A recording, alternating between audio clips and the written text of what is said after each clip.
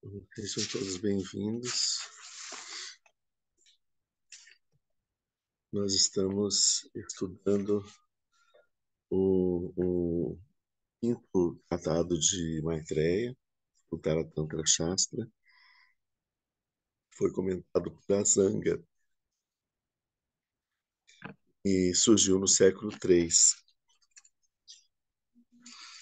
Então a gente já viu alguma coisa assim sobre o tratado e também alguma coisa do início das primeiras palavras do texto, né? A gente vai estar continuando hoje, tudo bom? Vamos estar continuando hoje aqui, né?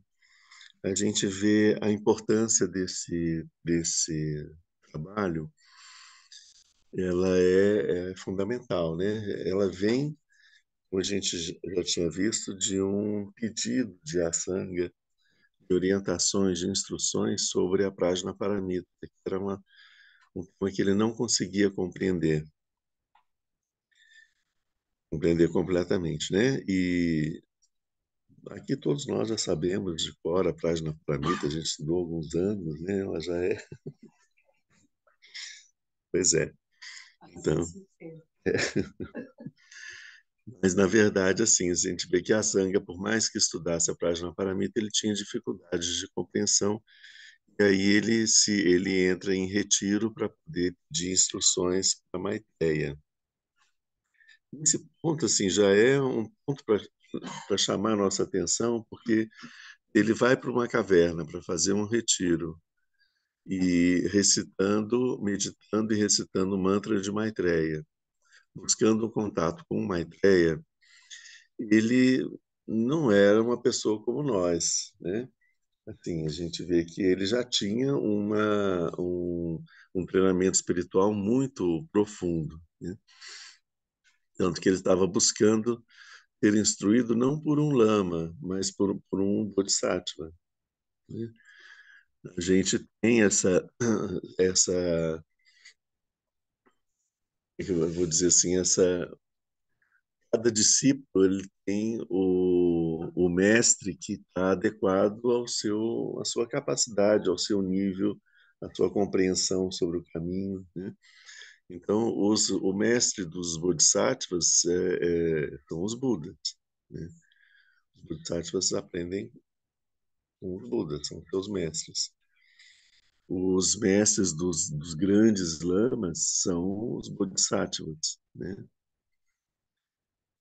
Grandes lamas que eu estou falando são os Rinpoches, os lamas que já são até bodhisattvas também. Dos nossos mestres, nós que somos seres mais comuns, são os Rinpoches, são os lamas, né? Então isso tem essa são aqueles também que estão mais próximos de nós, né? Então a Zanga vai pedir a orientação de um bodhisattva, mas não é um bodhisattva qualquer, né? A gente viu que Maitreya também é o bodhisattva que está mais próximo do estado de Buda. Ele já é considerado até como um Buda, né? Ele já é um Buda. Então, a pretensão do Asanga era muito grande, assim, né? Mas ele também, o cacife dele também era muito grande, né? Ok, então isso a gente viu como que eles conseguiram finalmente superar os obstáculos do Asanga, e depois de 12 anos de retiro, o Asanga finalmente conseguiu remover completamente todos os véus e conseguiu, pela primeira vez, então, ver Maitreya e conversar com ele. E a partir daí ele recebeu as instruções de Maitreya. É, então, assim, a Zanga segue com. Maitreya leva a Zanga para o céu de Tushita, onde ele vive, né? E lá ele ensina o Asanga. Então, ele dá uns ensinamentos sobre a página paramita, que é o que o Asanga estava pedindo, né? Os ensinamentos do segundo giro da roda do Dharma, ensinamentos do Mahayana. E sobre esses ensinamentos, o Asanga escreveu um livro que é Abhisamaya Alankara, que é o primeiro dos tratados de Maitreya. Então, esse primeiro dos tratados, ele trata mais especificamente sobre o Mahayana e a Prajnaparamita. Os outros 4 tratados são tratados que estão relacionados com o terceiro giro. O que é o terceiro giro? São os ensinamentos tântricos. Então, às vezes, a gente sabe que o Tantra ele é o Vajrayana, né? Ele não chega a se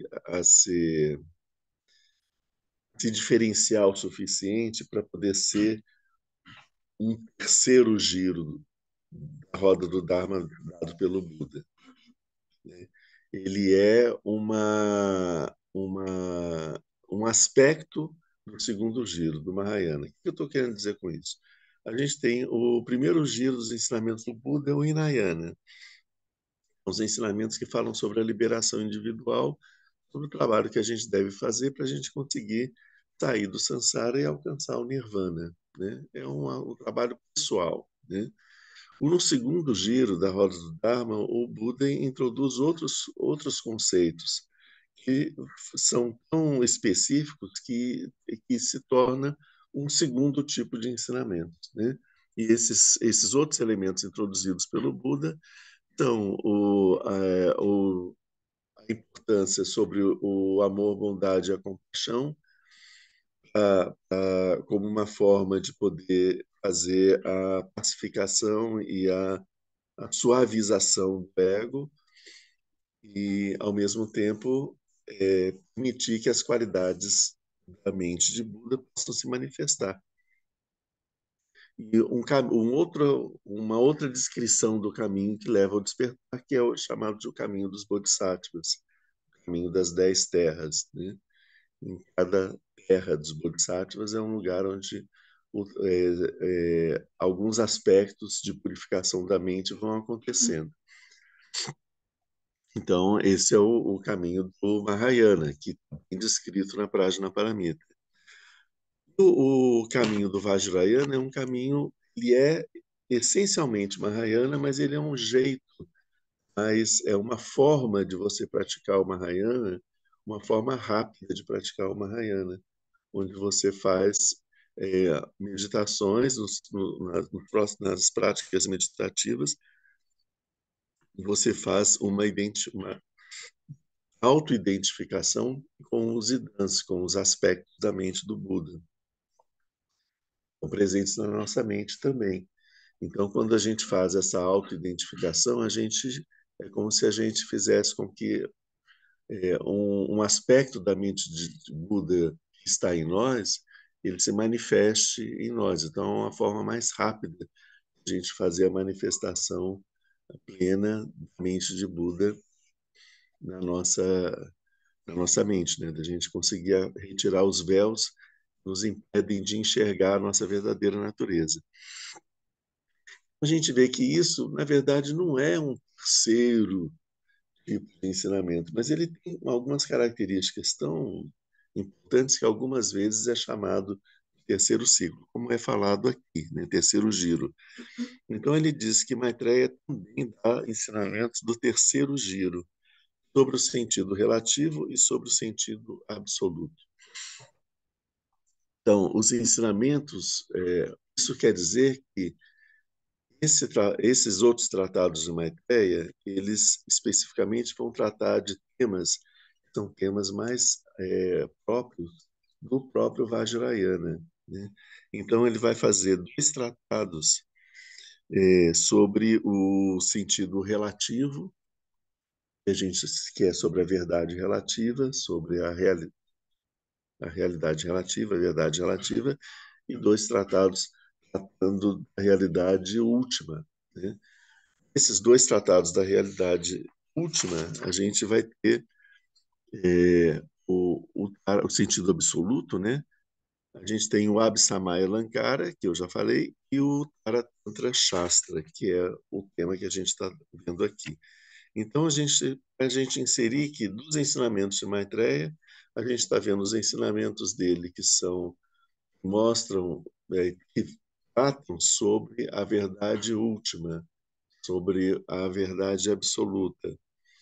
Isso que ele é o Tara Tantra Shastra, é aquele ensinamento insuperável, é o ensinamento daquilo que há de mais elevado, de mais profundo, e não existe nada mais além disso, né? Esse é o Tara Tantra Shastra, né? Além dos ensinamentos do Tara Tantra Shastra está o estado de Buda, só. Não tem mais nada a acrescentar ao Tara Tantra Shastra. Então, é um ensinamento extremamente profundo. Os ensinamentos mais profundos, eles são eles são uma verdade tão simples que é muito difícil de ser compreendida. Aquilo que é o mais simples é o mais difícil de ser compreendido.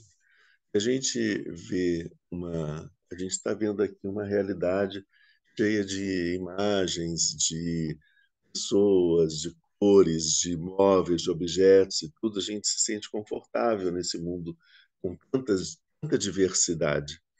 Mas quando a gente, mas e a unidade, né?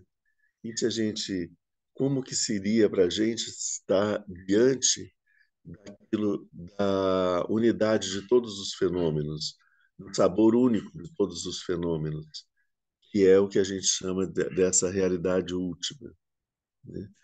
É muito difícil para a gente compreender isso, mais fácil para a gente compreender a diversidade do que a unidade, né? Nós estamos no mundo relativo, no mundo da dualidade. Então, o mais simples, ou seja, o um é mais simples do que o múltiplo, né? Mas ele é muito mais difícil de ser assimilado por nós. Por isso é que esses ensinamentos eles demoraram muito tempo para poder serem divulgados, né?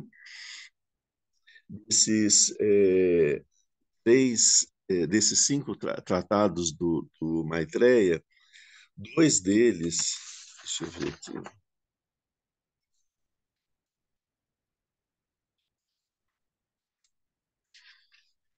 o Dharmata Vibhanga, que é um tratado sobre o sentido relativo,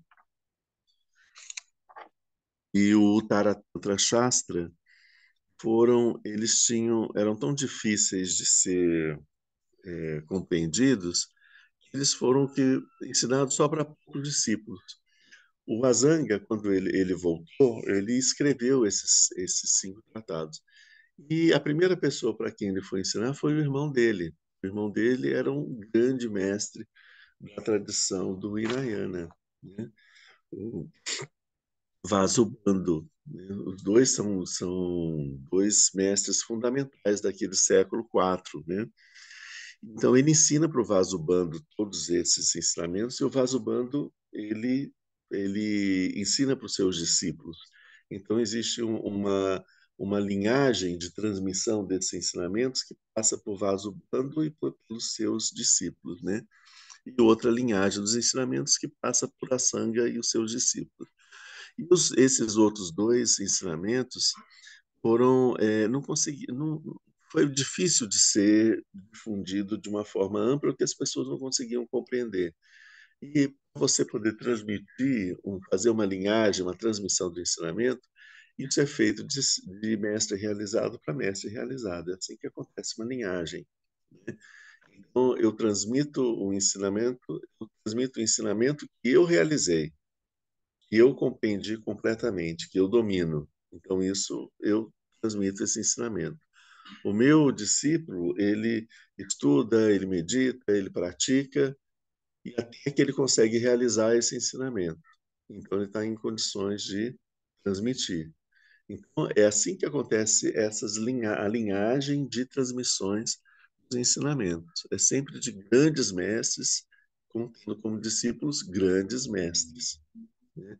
Então, dos vários discípulos do Asanga, pouquíssimos conseguiam realizar e compreender esses dois textos. Então, dessa forma, essa transmissão desses ensinamentos ela foi com uma linhazinha meio fininha, meio tênue ao longo do tempo. E chegou um momento que desapareceu, né? Então você já não tinha mais disponível, algumas poucas centenas de anos depois, né? Então o que que acontece? Aí aparece, vem em evidência um outro grande mestre, um Mahasiddha. Ele já era do século XI. Ele já era um, um, um praticante dos ensinamentos tântricos, que a partir lá do século V, aí começa a aparecer na Índia os ensinamentos tântricos desse, entre aspas, terceiro ciclo de ensinamentos do Buda. E vários grandes seres que praticaram esses ensinamentos tornaram-se mestres bastante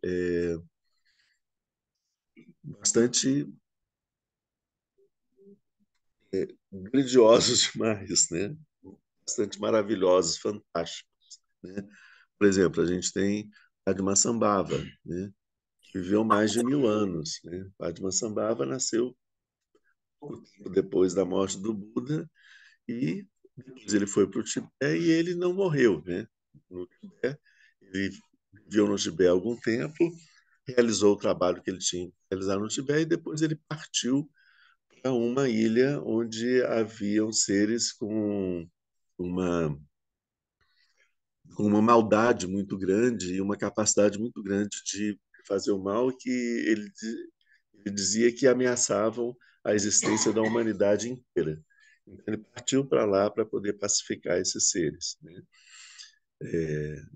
Não deixou rastros, né? Não deixou restos. E vários outros grandes seres. A gente viu a história do Tilopo, do Naropa, aqui quando a gente viu a tradição Karma Kagyu, que tinham poderes excepcionais, porque eles tinham uma compreensão da matéria tão profunda que eles utilizavam das sutilezas da matéria para poder manifestar diversos fenômenos, como voar nos ares, multiplicar o corpo em vários corpos, reduzir para um tamanho muito pequeno, aumentar para um tamanho muito grande, criar um monte de braços, um monte de pernas, não sei o quê. Sabe assim, todas essas questões a gente vê na história desses Mahasiddhas. Isso mostra que eles tinham uma compreensão da matéria, um domínio da matéria, especialmente eles tinham um domínio da sua própria mente. Eles tinham realizado a natureza da mente, né? A natureza luminosa da sua própria mente. E com isso, eles compreendiam a verdadeira natureza da matéria. Porque a visão que nós temos da matéria é uma visão extremamente sólida, concreta. Então, a matéria para a gente é uma pedra, é uma coisa que ela está ali e pronto. O Mahasiddha, ele vê aquele mesmo objeto como uma, eu suponho, né?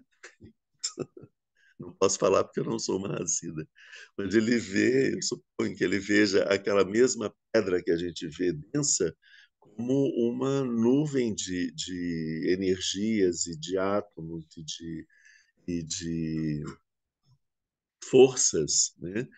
E ele pode, como ele tem a compreensão sobre essas forças, ele pode modificar essas forças e assim aquela matéria absolutamente sólida para nós, para eles é como se fosse uma miragem, né? E ele tem com isso ele manipula isso de diversas formas, né? Ok, então havia então um grande Mahasiddha na época, Maitri, no século XI. Maitripa tinha sido ele vivia no monastério de Nalanda na época que o Atisha era o abade desse monastério. O Atisha era mestre de disciplina do Maitreya. Atisha é um personagem extremamente fundamental para o budismo tibetano. Ele é um dos grandes mestres indianos que vai para o Tibete e que é uma das raízes, assim. É das raízes, não, é um dos pilares, né, estruturais do budismo tibetano, é a Atisha. Então, o Atisha, ele era abade lá de Nalanda e nesse monastério conviviam, isso era uma característica muito interessante da época, não tinha essa separação de Hinayana e de Mahayana e de Tantra e nada. Eram todos monges budistas. Então, cada um seguia a sua linhagem, as orientações da sua escola e praticavam de acordo, mas todos eles tinham o mesmo. O Vinaya era o mesmo, o código de ética era exatamente o mesmo. Né? Então, eles praticavam o mesmo código de ética. Então, eles viviam juntos no monastério, mas cada um fazendo a sua prática espiritual diferente. Né? Então, hoje em dia, como a gente vê, a gente tem os monastérios que são de uma tradição específica. Né? Então, se você vai para um mosteiro zen budista, lá vai ter zen budismo. Lá não vai ter budismo da Jodo Shinshu ou budismo tibetano, entende? Às vezes você pode ter alguém que se interesse um pouco, né? Mas praticamente como se não tivesse ninguém, né? Então, nessa época, então, em Nalanda, que era uma grande, uma cidade que tinha diversos mosteiros, né? Era chamavam como se fosse uma universidade budista, né? Onde você tinha diversos, eles estão escavando e já encontraram um número imenso de mosteiros, um do lado do outro, né? E na Holanda. Quando a gente esteve lá, na 2009, já tinham 11 que já tinham sido desenterrados, né? Escavados e numa avenida e eles sabiam que tinham mais ainda, né, à frente. E em cada mosteiro vivia uma grande quantidade de monges, né? Ok, então voltando lá, Nalanda, o Maitreya ele vivia lá nesse mosteiro de Nalanda, seguindo tudo as práticas. Maitreya não, Maitripa, Maitripa vivia lá e ele era um estudante do budismo Vajrayana. Algumas práticas do budismo Vajrayana incluíam a ingestão de pequenas quantidades de álcool e práticas envolvendo uma consorte, né, seria uma companheira. E a companheira do Maitripa era uma Dakini, né? As mulheres não podiam entrar no monastério dos homens, né? Então, alguns monges que não entendiam a prática do Maitripa começaram a ficar revoltados, porque, mesmo sendo uma Dakini, um ser, vamos supor, de fechar, um ser mais tão humano, né? Eles não.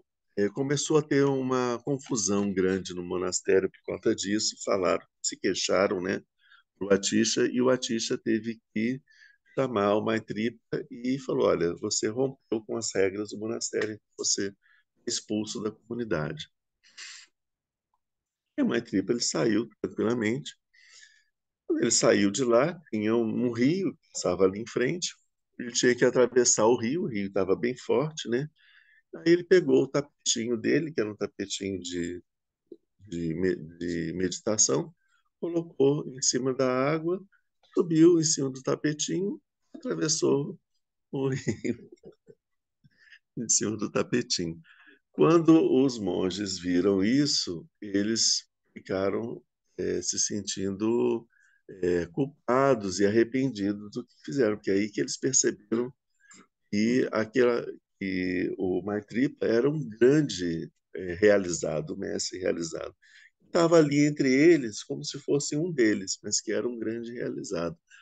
O Atisha também ficou bastante, se sentiu, isso é um dos pontos que ele sempre se arrependia mais tarde de não ter compreendido a identidade do Maitri, expulso ele da comunidade, né?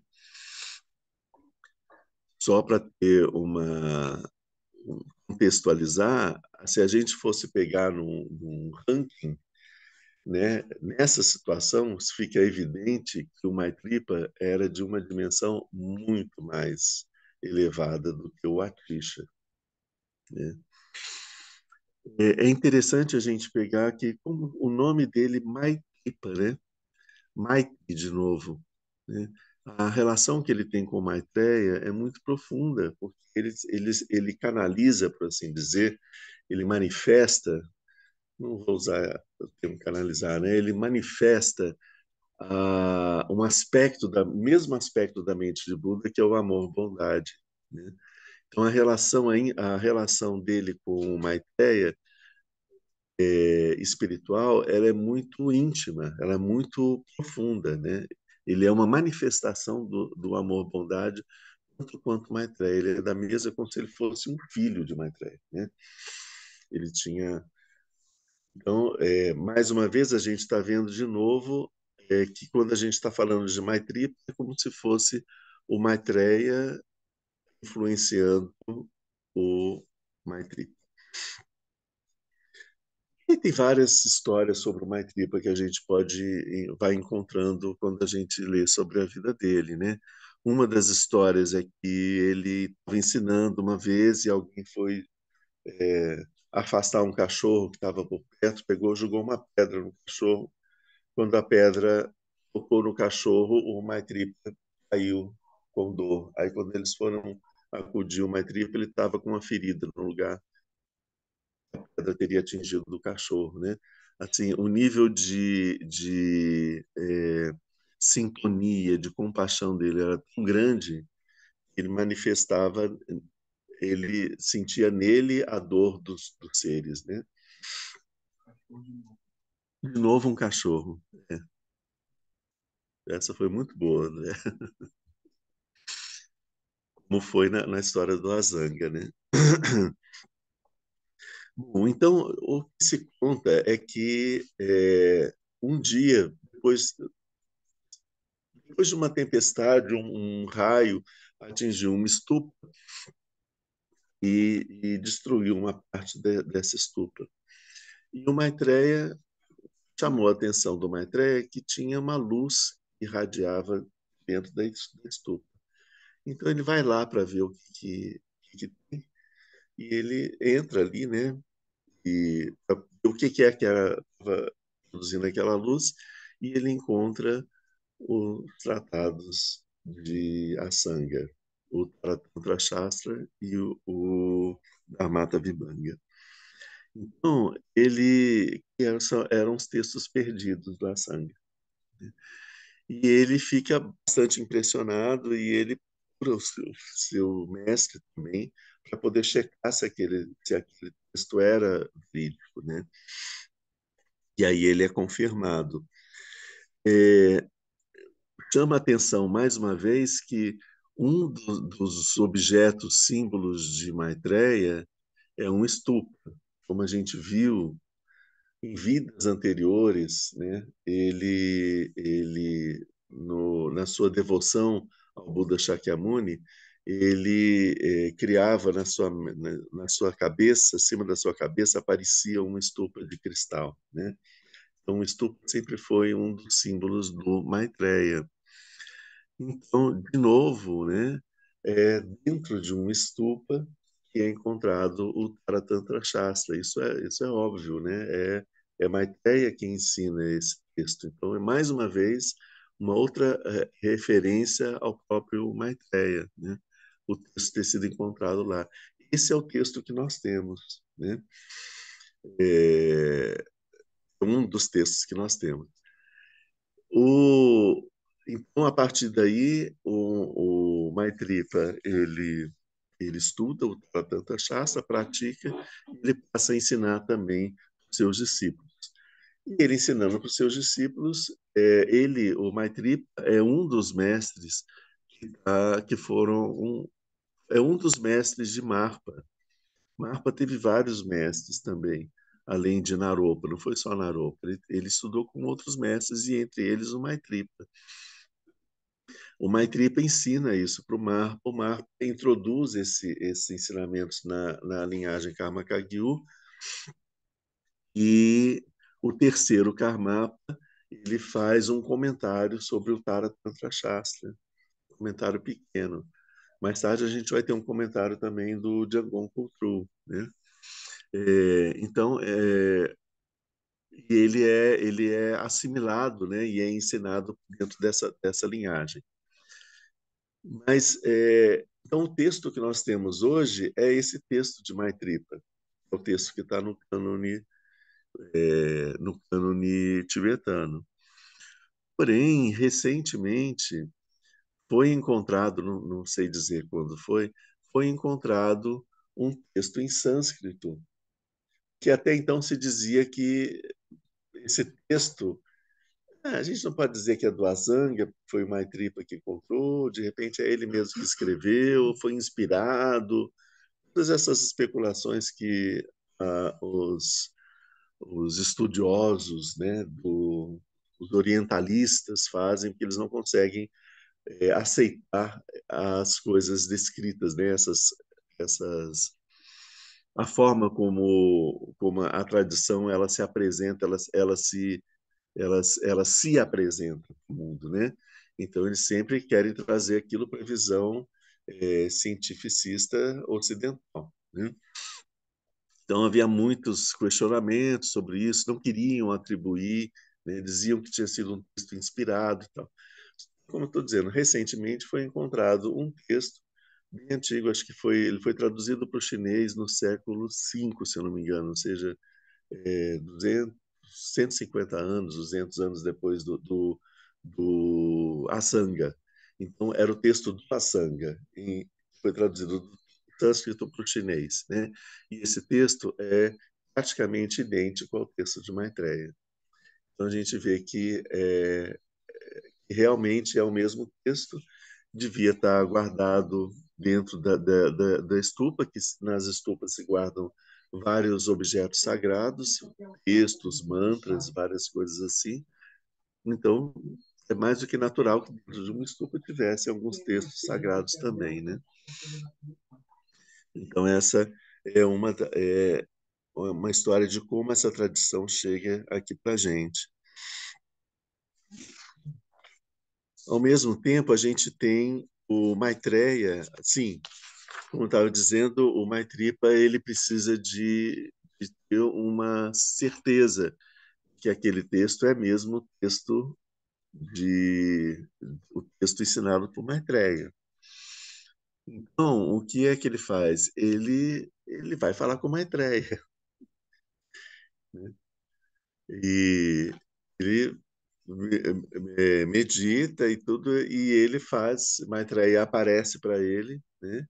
Ele conversa com Maitreya, e o Maitreya, então, transmite para ele o lung do texto, ou seja, ele recita o texto para o Maitreya, falando que o som, o Maitreya escuta o som das palavras do texto emitidos pelo Maitreya. O texto em si ele já tinha recebido, mas com essa transmissão do lung, o Maitreya recebeu a transmissão das palavras a partir de Maitreya. Então ele recebe uma transmissão direta de um ser realizado para ele e ele vai praticar aqueles ensinamentos. Quando ele só encontra o texto, esse texto está morto, porque não tem uma pessoa que realizou aquilo que possa transmitir. Então é um texto morto, ele não tem muito significado, né?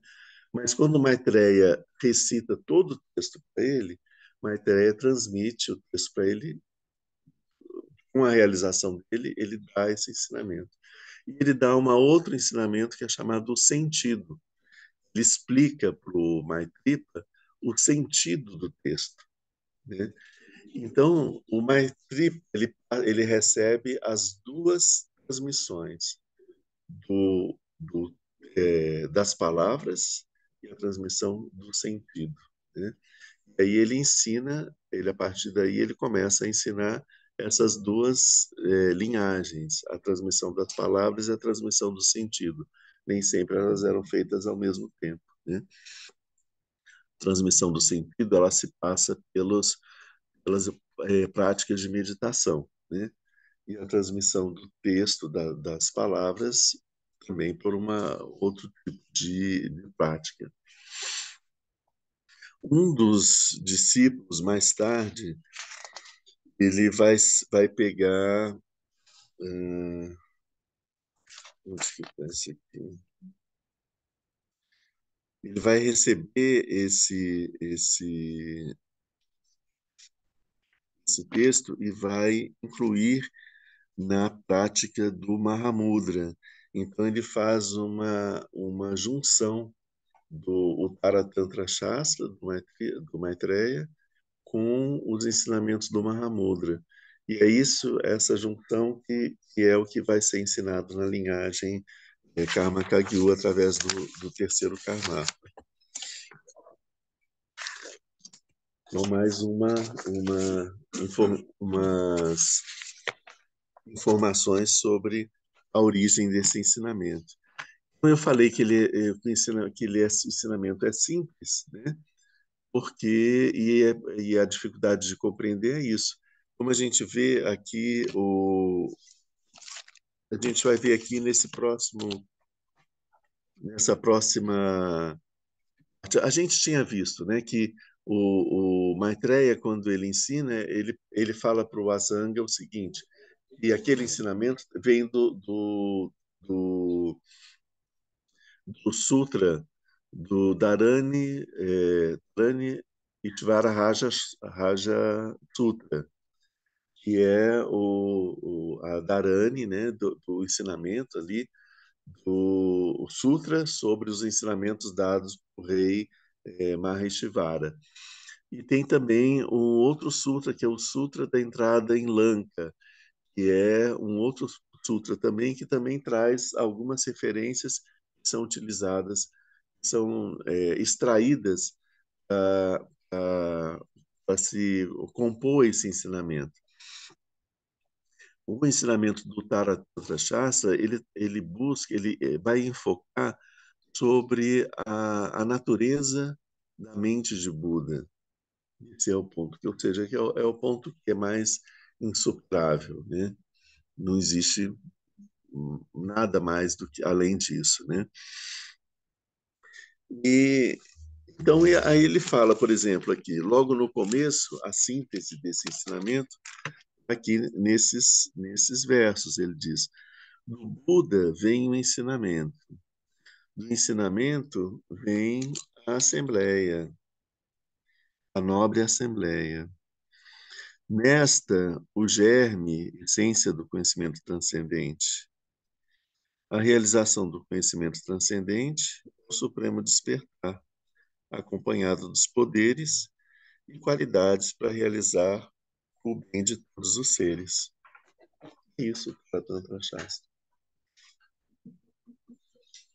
Simples, não é? Então, a partir daí, ele vai destrinchar isso que ele colocou dessa forma tão simples, né? Aí os textos vão ficando cada vez mais complicados e a gente gosta mais que a gente consegue entender melhor o que é complicado.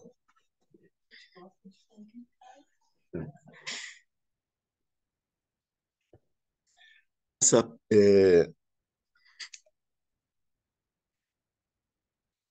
nessa parte, assim, o comentário que faz sobre esse texto, né, é, é que esses são os 7 pontos, né? O Buda, o ensinamento, a Sangha, o elemento que está presente em todos os seres, a realização do estado de Buda e as qualidades do estado de Buda, os poderes e as qualidades, e a atividade que surge depois da realização do estado de Buda. Então, isso é essa sequência. A gente vê que essa sequência ela resume todo o budismo. Porque o que é, afinal de contas, o budismo? É a gente quer alcançar o estado de Buda, né? E como que é isso, alcançar o estado de Buda, que é uma coisa tão estranha para a gente, que a gente não consegue, incompreensível para a gente, né? Então, aí é o ponto que ele vai começar a destrinchar isso a partir do primeiro ponto Vajra. O primeiro ponto Vajra é Buda. Afinal de contas, o que é Buda? Do que a gente está falando quando a gente fala em Buda? O que é Dharma? O que é Sangha? O que é que existe em todos os seres que permite que a gente alcance o despertar? Como que é o caminho de alcançar o despertar e o próprio despertar? Depois que a gente alcança o despertar, quais são as qualidades, quais são os poderes, as qualidades, como que se expressa a nossa mente? E o que os Budas fazem? Né? Vocês sabem o que os Budas fazem? A gente nem vê os Budas, né? Eles devem estar fazendo alguma coisa, porque depois de, né, tem o quê? 2.500 anos que o Buda Shakyamuni nos deixou. Se ele não desapareceu, né? Se ele existe ainda, a mente dele ainda existe, que é o budismo ensina, o que ele está fazendo nesse tempo todo? Que tem tanta gente no Sansara, o que ele está fazendo? Qual é a atividade dele? Né? Então, esse é o sétimo ponto. Né?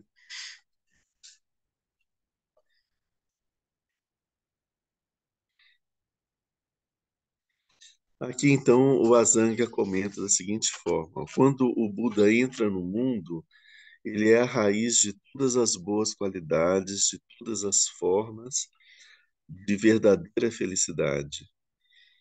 Então, o primeiro ponto, Vajra, tem que ser o Buda, que é de quem todas as boas qualidades e felicidades brotam.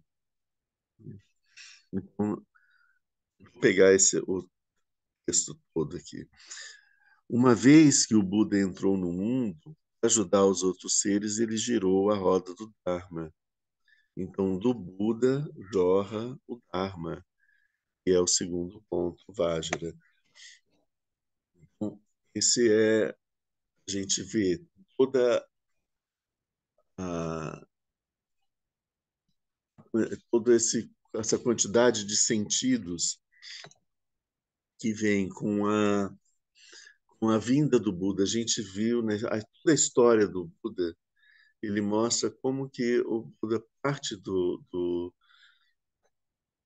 céu de Tushita, onde ele vivia, ele leva 1.000 anos para poder conseguir entrar dentro do corpo da Maya Devi, da mãe dele, e poder nascer, né, aqui, de uma forma que as pessoas pudessem aceitá-lo aceitá-lo como um ser humano, né? Ele se manifesta como um ser humano.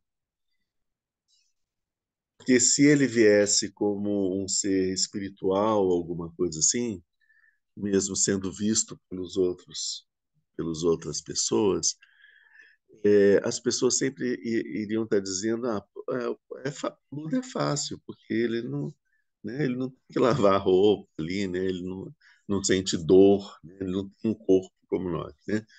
Então ele assume o mesmo corpo humano, né? E para poder mostrar que a natureza de Buda e a realização do estado de Buda a potência disso está presente em todos os seres, em todos os seres humanos, ela está presente, não só nos seres humanos, como em todos os seres, né? Então, para mostrar isso, né?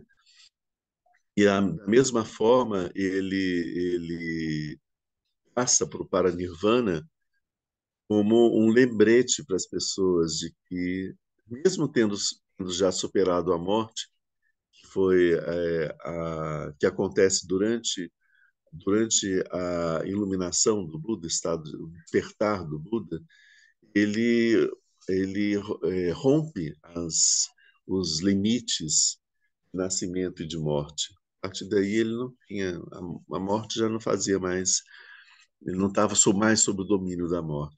Ele já era um imortal. E tanto que o primeiro ensinamento que ele dá para os seus discípulos é: eu venci, abri os portões da morte, né? Eu alcancei a imortalidade, né? Ela é real, é possível, eu alcancei a imortalidade, é isso que eu quero ensinar. É assim que ele começa, ele se apresenta para os 5 discípulos em Varanasi, né? Então, mas ele passa para o Paranirvana para mostrar para a gente transitoriedade do mundo, que a gente não deve ficar postergando as coisas para um futuro incerto, né? Sendo que a natureza transitória do mundo é muito o que é a realidade, está presente aqui, né? Então,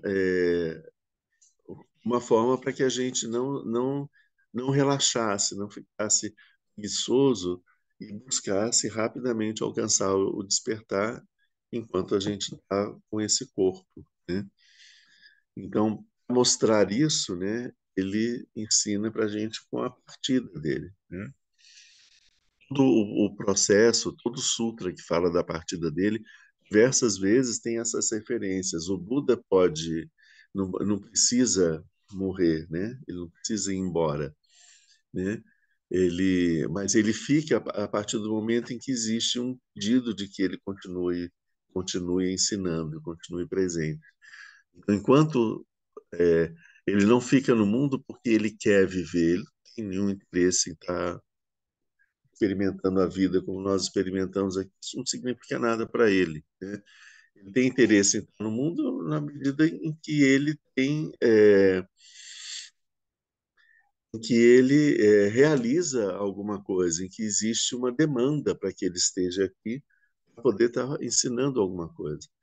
Então, no momento em que ele abandona o mundo, ele decide abandonar o mundo, ele percebe, eu já ensinei tudo que eu tinha para ensinar, as pessoas estão aprendendo, muitas pessoas já realizaram os meus ensinamentos, dos meus ensinamentos, todos os ensinamentos que eu dei, alguém já realizou esses ensinamentos, então eu não preciso mais estar aqui, porque tem outras pessoas que podem continuar ensinando no meu lugar, né?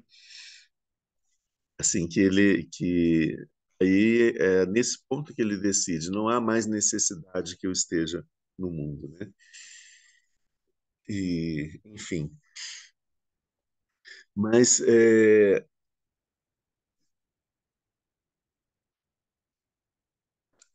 isso sobre então todos os atos, né, da vida do Buda mostra essa a vinda dele para cá, um ato de compaixão pela humanidade, né?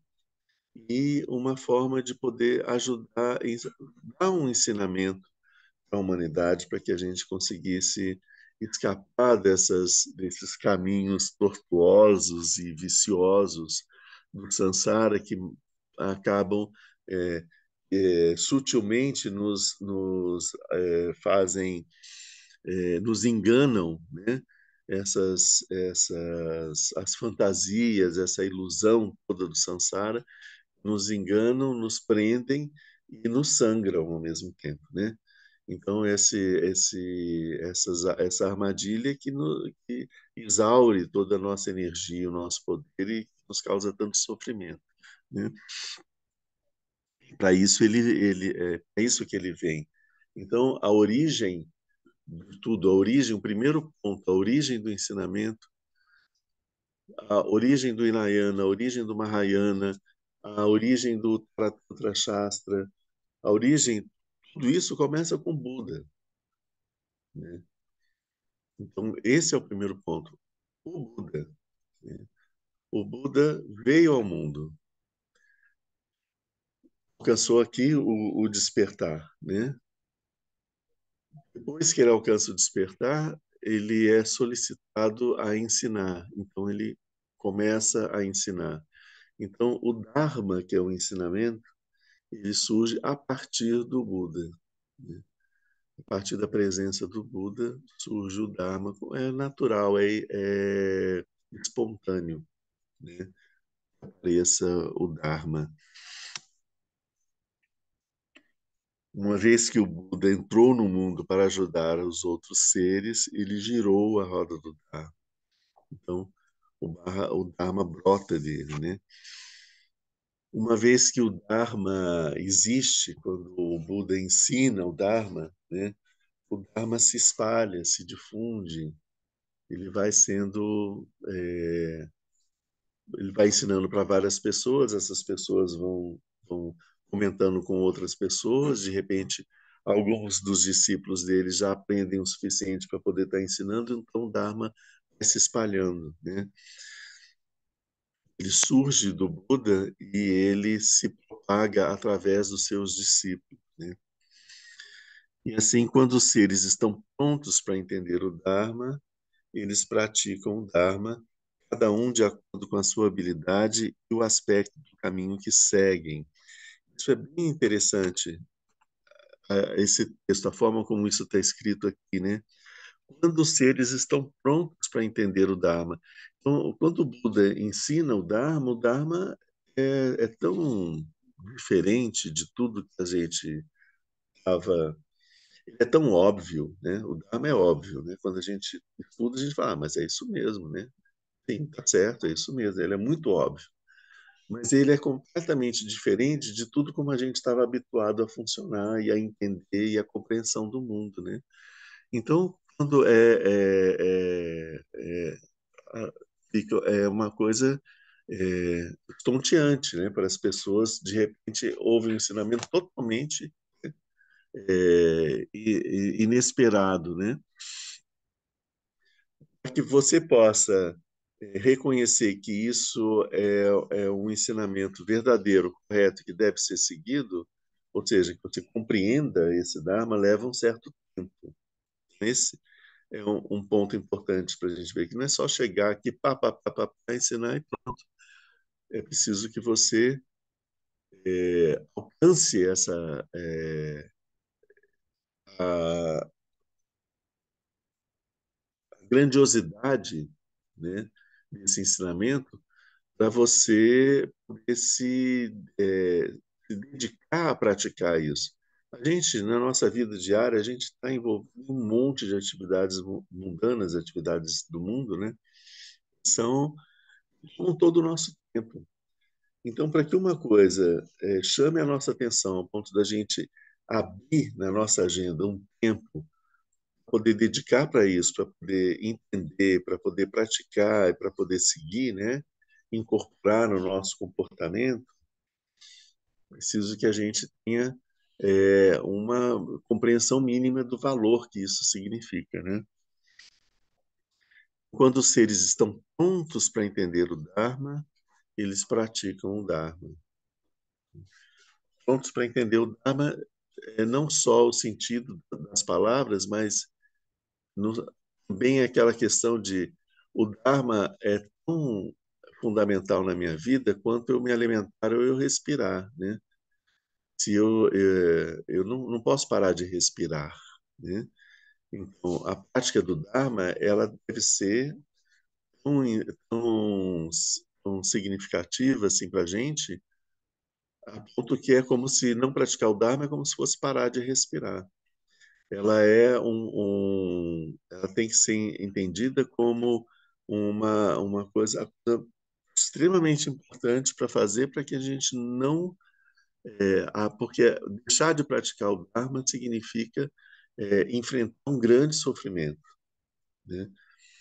Não que seja um grande sofrimento provocado pelo fim da prática do Dharma. É o grande sofrimento em que a gente está. É reconhecer a situação de sofrimento profundo que a gente está e reconhecer o Dharma como um remédio para esse sofrimento e uma forma de poder sair desse estado de sofrimento. né? Um estado de felicidade. Então, essa compreensão, é isso que faz com que a gente vá praticar o Dharma. Então, a gente não vai praticar, né? A gente só vai praticar o Dharma se a gente entender que o Dharma é um remédio para o nosso sofrimento e o sofrimento de todos os seres, né? Então, os seres eles estão prontos para entender o Dharma, eles vão praticar o Dharma, cada um de acordo com a sua habilidade, cada um de acordo com a sua capacidade de assimilação e de compreensão desse ensinamento. O ensinamento ele é único, mas ele é apreendido de diversas formas diferentes pelas pessoas. E todas essas formas são Dharma, são Dharma. Cada um vai poder, como se fosse a gente tivesse aqui um, uma grande fruta aqui, uma maçã imensa, uma pera imensa, cada um vai lá e come um pedacinho dela. Todo mundo está pegando um pedacinho do Dharma, não está pegando o Dharma inteiro, porque a gente não consegue, né? Se a gente tivesse uma boca muito grande, a gente abocanhava ele todo, mas a gente não tem. Então, a nossa capacidade mental é pequena, a gente se apropria de uma parte do Dharma, a parte do Dharma que a gente dá conta de, de, de ingerir e de praticar, né? Pegar uma parte maior ia causar uma indigestão mental na gente, a gente não ia conseguir ser uma coisa incompreensível. Então a gente se apropria daquilo que a gente tem a capacidade de compreender, de acordo com o aspecto do caminho que seguem. Aqueles que seguem o Mahayana vão praticar o Dharma de acordo com o caminho que ele segue o Mahayana. Os que praticam o Hinayana vão seguir de acordo com o Hinayana, né? Tudo bem. Então, não existe uma contradição entre os ensinamentos do Buda, entre os ciclos dos ensinamentos do Buda, entre os giros da roda do Dharma. Eles não estão em contradição. Essas possíveis contradições que giram disputas entre os seres humanos, disputas às vezes dentro da mesma escola, né? Às vezes existem disputas dentro da mesma escola, e isso só mostra a pequenez das pessoas que estão envolvidas nessas disputas, né? Porque é, mostra a falta de compreensão que as pessoas estão tendo e como elas estão apegadas e arraigadas no seu próprio ego, né? Porque não existe contradição entre os ensinamentos do Buda, né? Ah, continuando aqui, através da prática do caminho, eles desenvolvem sinais de realização e passam a ser conhecidos como a sanga realizada. Esse é o terceiro ponto, Átila. Então, a sanga, ela surge a partir da prática dos ensinamentos do Buda. Quando você recebe o ensinamento, incorpora esse ensinamento, começa a praticar, a partir daí você se identifica como um membro da comunidade que pratica os ensinamentos do Buda. Então é quando surge a sanga. A gente pegar, né, historicamente, o Buda é, reuniu os antigos companheiros de práticas ascéticas, né, que estavam em Varanasi. Ele foi até eles e deu os ensinamentos para eles. Eles receberam os ensinamentos, compreenderam os ensinamentos, começaram a praticar os ensinamentos e se tornaram o germe da Sangha. A primeira Sangha são os 5 discípulos, né, que o Buda teve em Varanasi.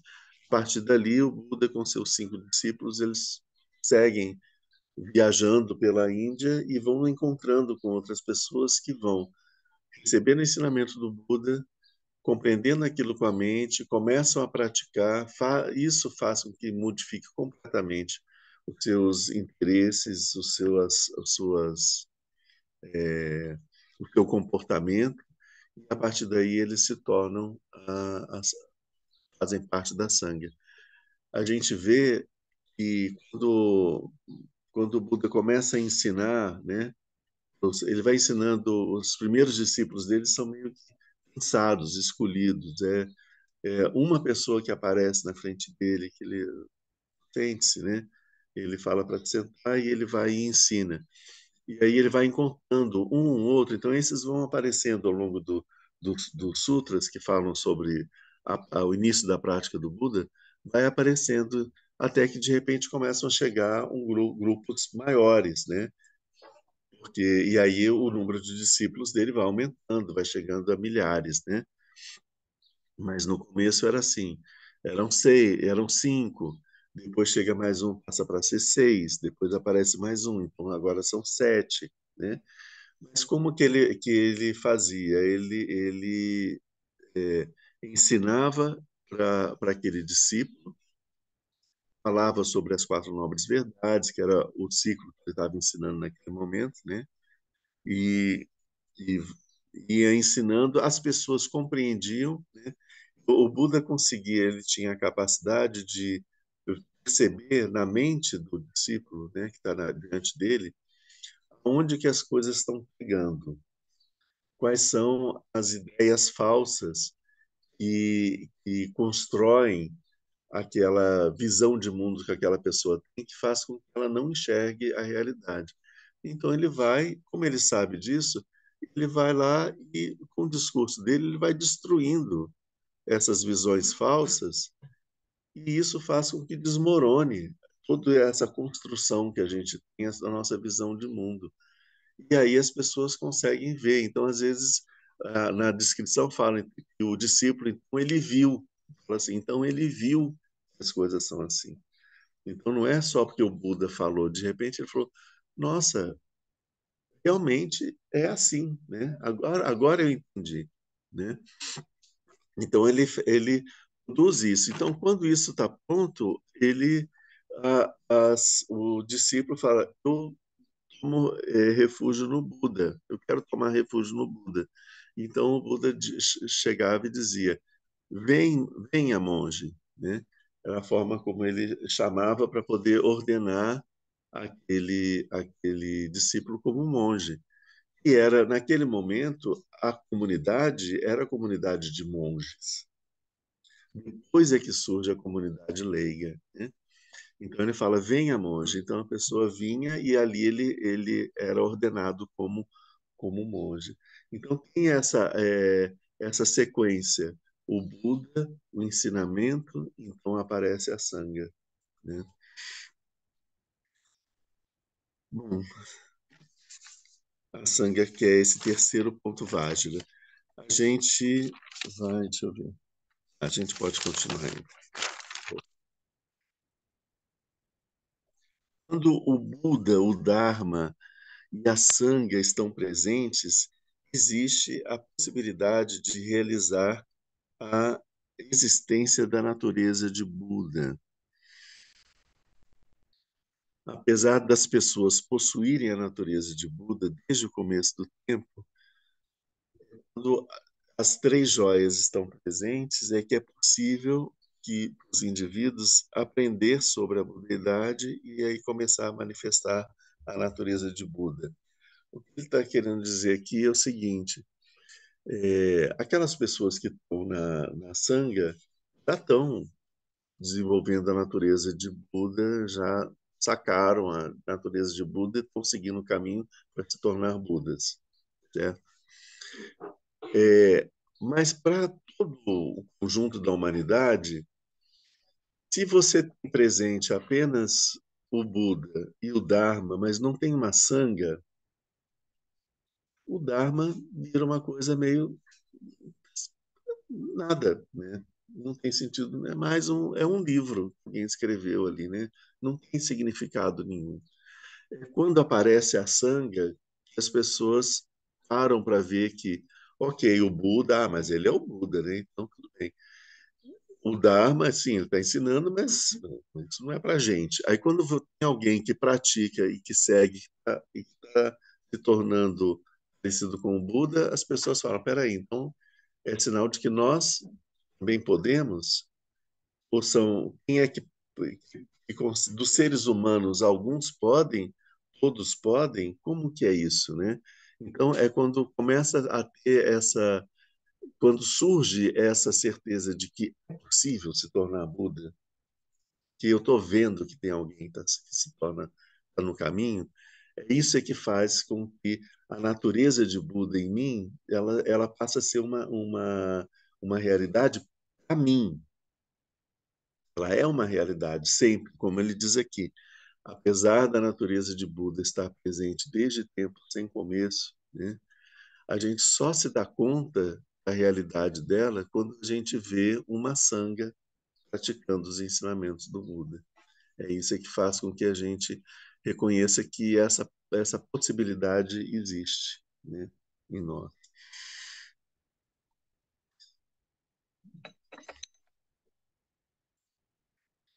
Então, é a presença das três joias que torna possível para os indivíduos aprender sobre a budeidade. E aí, então, você fala, bom, tudo bem, então como que eu faço para manifestar a natureza, essa natureza de Buda que existe em mim? Então, a gente vai aprender como que nós vamos purificar os obscurecimentos que impedem a mente de reconhecer a natureza de Buda na nossa mente. E aí, pouco a pouco, a gente vai praticando, com a nossa prática, a nossa mente vai ficando mais sutil, a gente vai conseguindo remover os véus mais grosseiros, e esses véus vão se sutilizando mais, e com isso a nossa mente vai se tornando mais clara, até que o conhecimento transcendente se manifesta completamente.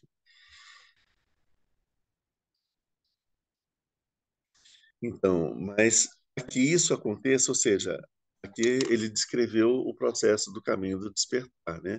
Você vai praticando, vai purificando a sua mente, retirando, afastando todos os véus de ignorância, até que chega um momento em que você tem a manifestação da, da mente clara e profunda que enxerga as coisas como as coisas são, é o despertar. Agora, para isso acontecer, precisa existir as condições externas e a condição interna. As condições externas são o Buda, o Dharma e a Sangha. Se a gente tem essas condições externas, é possível a gente alcançar o despertar. E a condição interna é a natureza de Buda que existe, já existe dentro de nós. Se nós não possuíssemos a natureza de Buda, nós não teríamos a possibilidade de nos tornarmos Buda. Essa possibilidade só existe porque a natureza de Buda já existe, certo? Por quê? Porque alcançar o despertar não é conquistar uma coisa que está fora de nós. Alcançar o despertar é reconhecer a nossa verdadeira natureza. Se nós temos a natureza de Buda, a gente pode alcançar o despertar, que é reconhecer a nossa própria natureza. Se a gente não tivesse a natureza do Buda, a gente iria despertar o quê? Né? A gente iria só reconhecer a nossa verdadeira natureza, que não seria a natureza de Buda. A gente iria despertar para uma outra coisa. O despertar seria para uma outra coisa. Né? Mas não. Né? Então, assim, porque nós possuímos a natureza de Buda, nós temos como alcançar o despertar. Porque existe o Buda, o Dharma e a Sangha, a gente sabe como chegar lá. Então, a gente tem como fazer o quinto ponto Vajra, que é o caminho que leva até o despertar. Que a gente tem as condições externas e a condição interna. Então, a gente tem condições de praticar o caminho. Tudo bem até aqui? Acho que sim. Com a combinação das condições externas e interna, é possível remover todas as impurezas que obscurecem a essência da budeidade. Quando todas essas impurezas tiverem sido removidas, realizamos a budeidade, alcançamos o despertar. Então, essa, isso é o quinto ponto Vajra. Né? Realizamos o estado de Buda. Realizar a budeidade Realizada a budeidade, podemos perguntar que qualidades estão conectadas com essa condição. Isso é respondido no sexto ponto Vajra. Quais são as qualidades do estado de Buda? Quando realizamos a budeidade, não é apenas uma grande realização para si mesmo, mas também um grande valor para os outros. Nós realizamos o bem para nós e o bem para os outros, né? Isso fala das atividades do Buda.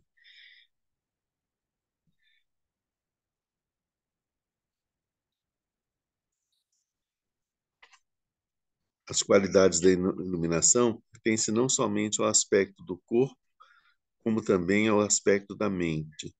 As qualidades do corpo são explicadas nos dois corpos do Buda, o Nirmanakaya e o Sambhogakaya. As qualidades da mente são as do Dharmakaya. Uma vez que as qualidades da bonidade estão presentes, nós vamos realizar um grande benefício para os seres. O fato de a gente ter realizado o Dharmakaya, que é a mente de Buda, isso nos traz a libertação, a felicidade e é o benefício que surge para nós mesmos. Alcançar a libertação do samsara e o estado de plena felicidade.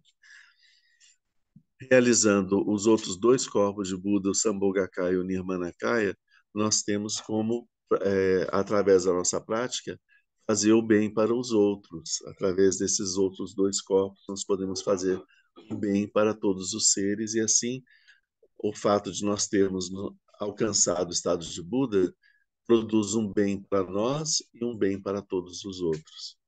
Através desses dois corpos, né, o Sambhogakaya e o Nirmanakaya, o Buda vai ensinar, né? Hum, Então, uma vez que todas as qualidades do estado de Buda estão presentes, a atividade de Buda ela jorra espontaneamente. A atividade de Buda não é uma atividade planejada, construída, fabricada, pensada, elaborada, né, detalhada, não tem uma coisa, uma construção mental. A atividade do Buda ela é espontânea, ela surge a cada momento, de acordo com o momento. Aparece determinado momento, aparece uma determinada pessoa, a atividade do Buda se volta para aquela pessoa. No outro momento, é uma outra coisa que está acontecendo, a atividade do Buda se volta para aquilo, né? Num determinado momento aparecem os deuses que descem dos céus, vão pedir ensinamento, a atividade dele se volta para os deuses. Ele não planeja, ele não faz uma agenda, né? As coisas vão acontecendo de acordo com como elas vão acontecendo, a atividade dele vai acontecendo. Sempre imediatamente e espontaneamente, né? Ele não vai chegar e dizer, volta aqui daqui a 3 dias para poder, que aí eu vou poder te ensinar tal coisa. Não, é naquele momento, é ali, agora, né? Ele vai estar, a não ser que falar isso seja uma coisa que vai fazer um bem para aquela pessoa, né? Ok, então com isso a gente viu o resumo de todo o Taratantra Shastra, né? Ele vai tratar sobre esses 7 pontos. A gente viu esses 7 pontos, como esses 7 pontos surgem na sequência uns dos outros, né? Como todos eles têm por base a natureza de Buda. O Buda tem por base a natureza de Buda. O Dharma tem por base a natureza de Buda. A Sangha tem por base a natureza de Buda. Então, ou seja, como esse tema é a natureza de Buda que eu estou falando é a natureza, a verdadeira natureza da nossa própria mente, é a natureza da mente de Buda, né? É disso que a gente está falando. Então, como essa verdadeira natureza, ela perpassa todos esses 7 pontos são meio que uma construção para você poder abordar os sete aspectos dessa realidade que é a natureza da nossa própria mente, certo? A gente tem o, nossa mente, os aspectos dela velado e não velado, né? Os aspectos não velados da natureza da nossa mente são o quinto, sexto, sétimo, que são o quê? O caminho para o despertar e alcançar o despertar. Quando a gente alcança o despertar, todos os véus desapareceram, foram purificados, né? Depois do despertar, a gente tem as qualidades da mente e as atividades do Buda. Então, não existe mais nenhum véu aqui, não existe ignorância mais. A gente tem a manifestação plena da mente de Buda. E os velados, quando a gente está falando do Buda, está falando do Dharma, da Sangha e do reconhecimento da natureza de Buda em nós, nós temos aqui com uma mente ainda bastante, completamente tomada pela ignorância, e está num processo de poder se desvencilhar dessa ignorância. Essa a eliminação dos véus da ignorância acontece no quinto ponto. Então, até o quarto ponto, a gente ainda está tomado pela ignorância. A partir do quinto ponto, a gente já está no estado do despertar. São dois aspectos diferentes da mesma natureza da nossa mente. A natureza dessa mente é o que a gente chama de clara-luz. Esse é o ponto que junta isso com o Mahamudra. O que a gente busca com o Mahamudra é perceber a natureza luminosa e inteligente da nossa mente, dinâmica, inteligente, feliz, né, da nossa mente. Então, isso é essa mente de Buda que ele está falando aqui.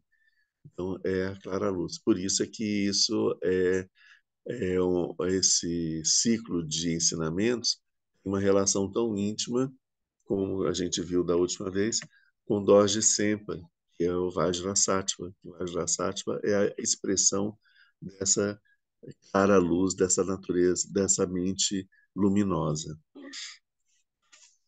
A gente vai fazer uma pausa por aqui.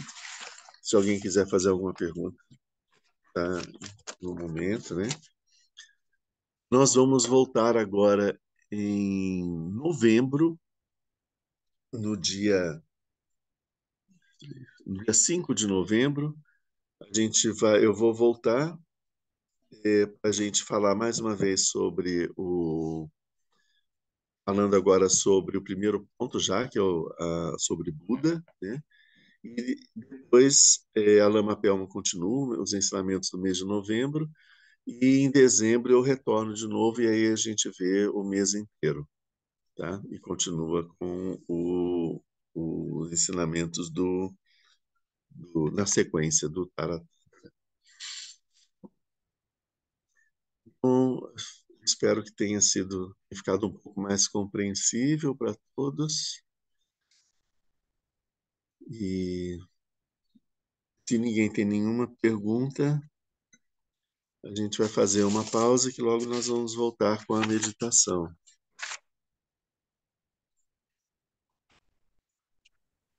Tá certo, Lama. Lama, vou encerrar a reunião então, né? Vai fazer a dedicatória. Isso. Tá.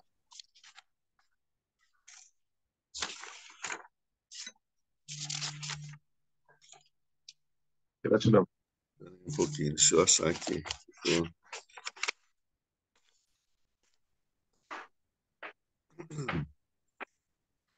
Graças a essa virtude, tendo realizado rapidamente o Mahamudra, possa eu conduzir a esse estado todos os seres sem exceção. Pela graça do Buda que obteve os três corpos, pela graça da imutável verdade do Dharma em si, pela graça da infalível aspiração da Sangha, possa essa súplica de dedicatória realizar-se tal como ela é.